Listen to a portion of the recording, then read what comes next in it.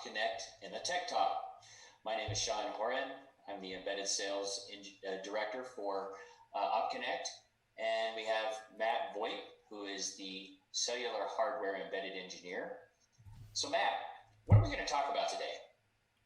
Thanks, Sean. Today I'd like to take our viewers on a virtual hardware tour of ema. And so let's get started. Sounds good.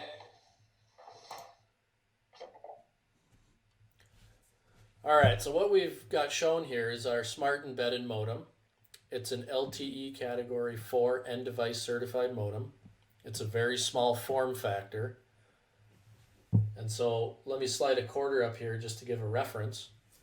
It's about 1 inch by 1.25 inches. Don't quote me on those numbers.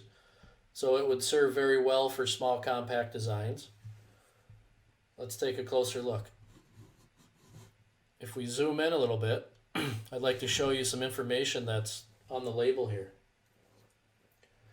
We can see that the IMEI is listed, the serial number, the FCC ID, and the model number.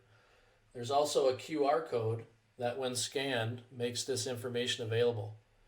And so that can be very useful in a production environment if you're trying to automate your process.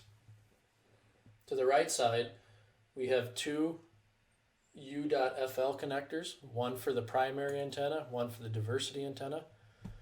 And the U.FL interface is very common. There are adapter cables readily available at most distribution places. Let's take a closer look on the back side here. The first thing that stands out on the back is this chip right here. And this is an ST Micro 32-bit ARM-based MCU, and its purpose on ema is to control the management and the monitoring functionality.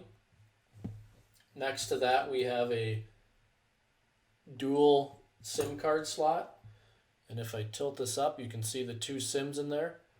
ema operates on both Verizon and AT&T. The microcontroller that I just mentioned is responsible for handling and determining when it should jump to each carrier. At the top and bottom, we've got the 20-pin interface.